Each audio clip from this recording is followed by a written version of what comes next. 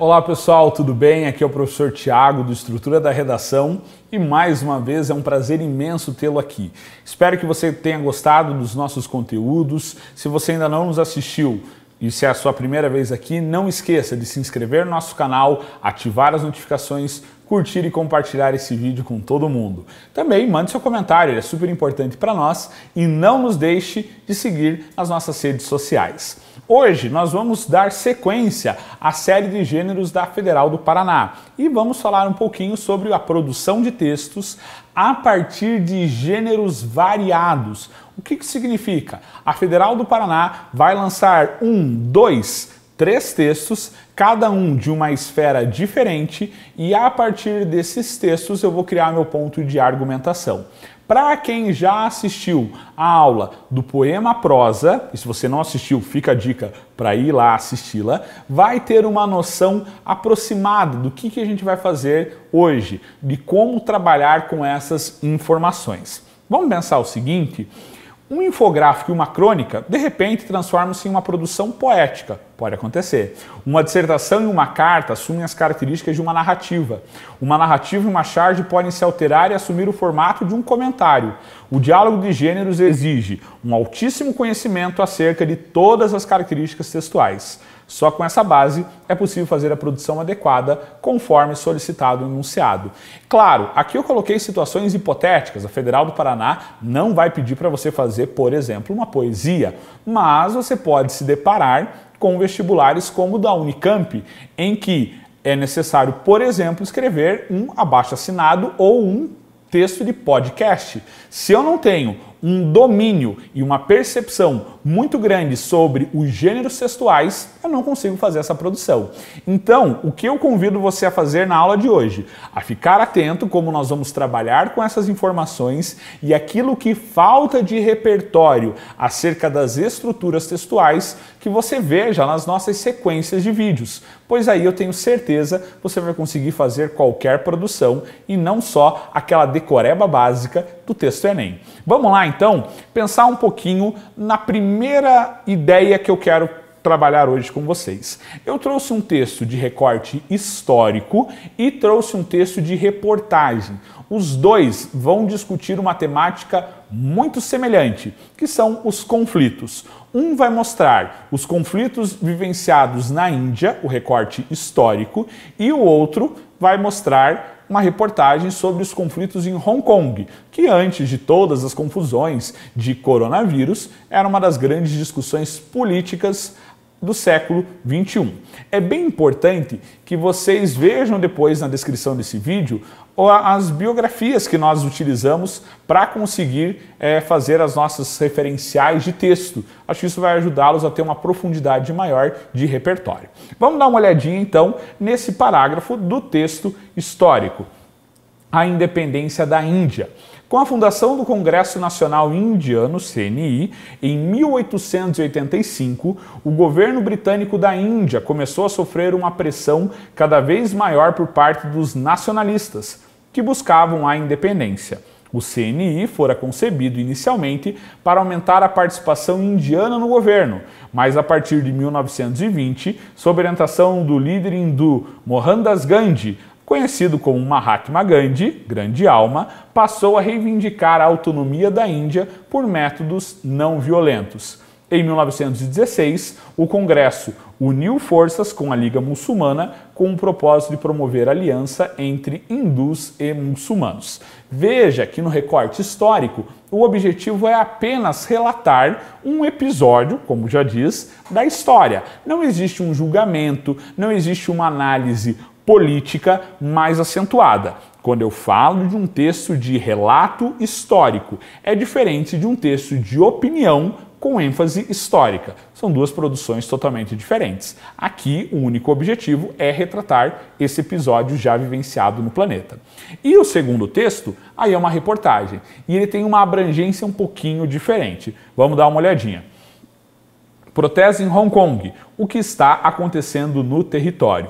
Hong Kong enfrenta há meses uma onda de protestos contra o governo e a crise não dá sinais de que vai arrefecer. As manifestações estiveram em junho em repúdio a um controverso projeto de lei apresentado em abril que permitiria a extradição de suspeitos de crimes para a China continental sob certas circunstâncias. Os críticos afirmam que a proposta poderia expor a população a julgamentos injustos e tratamento violento, além de proporcionar à China maior influência sobre Hong Kong, o que poderia ser usado para atacar ativistas e jornalistas. Então veja que na reportagem o objetivo já é um pouco diferente do relato histórico. O objetivo maior é mostrar as diversas opiniões. Existe um grupo que pensa de uma forma que Hong Kong ficar submetido ao poder do governo chinês é negativo e um outro grupo que busca tentar essa unificação com o país, com a cidade-país que é Hong Kong. Então dá uma olhadinha. No recorte histórico, o objetivo é relatar algo que já ocorreu, tem um compromisso histórico, tem uma função referencial, um texto direto, objetivo e que por vezes pode se misturar à ficção, afinal, nem todo fato histórico haverá uma comprovação específica. Já na reportagem, a função referencial também predomina. As opiniões diversas vão ser relatadas e o objetivo principal é tentar relatar todos os lados da discussão. Veja que, tanto no recorte histórico quanto no recorte da reportagem, eu falo sobre conflitos territoriais. Pessoas que buscam ou a pacificação, ou a união, ou a separação em torno de um mesmo reino, em torno de uma mesma organização de poder. Então observe que em cada uma dessas duas produções eu tenho perspectivas muito semelhantes, muito próximas. Essa é a ideia de dialogar entre os gêneros. Para entender isso, nós vamos fazer análise de outras produções e vamos montar uma estrutura padrão a partir de agora. Gostaria de chamar a atenção para uma tira do André Dahmer, postada em abril de 2020. Está decidido, você será jogado aos crocodilos. Pensei que eu seria julgado. E aí, o acusador diz: aqui não é a internet. É importante chamar a atenção, na aula de tira, quando nós falamos de destacar os elementos mais relevantes. Observe que o segundo quadro, quando ele diz pensar que seria julgado, e no último quadro, quando ele é respondido que ali não é a internet. Quais são as informações mais importantes? Mostrar que o julgamento é uma arma das redes sociais digitais. Tem como objetivo avaliar o comportamento de um indivíduo e de um cidadão e, dentro da internet, a vantagem do julgamento é a do anonimato. Então, esses são os pontos relevantes para nós apresentarmos. Além disso, eu trouxe um segundo texto, que aí é um texto em prosa, para a gente comparar com essa tira.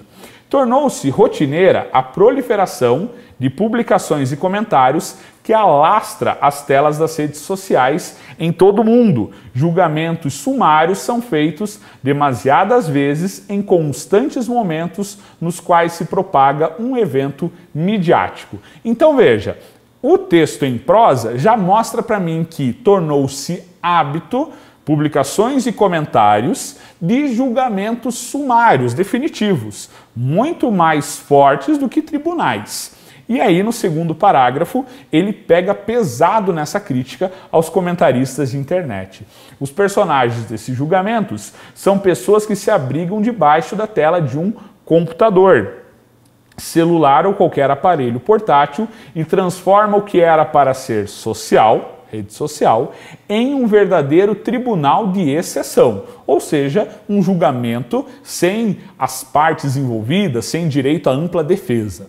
Com isso, no texto 2, nós temos um julgamento considerado sumário, temos ainda a ideia do anonimato, temos a expressão tribunal de exceção e temos a ideia de perda do caráter social de uma rede social. Ou seja, quase um trocadilho, né? O que nós temos ali? A tira falando sobre o comportamento de julgamento dentro das redes sociais e o texto em prosa seguindo o mesmo caminho. Agora, pensando nisso, E pensando no relato histórico e na reportagem, a gente vai pensar como seria um formato de texto em que gêneros diferentes dialogassem acerca da mesma ideia.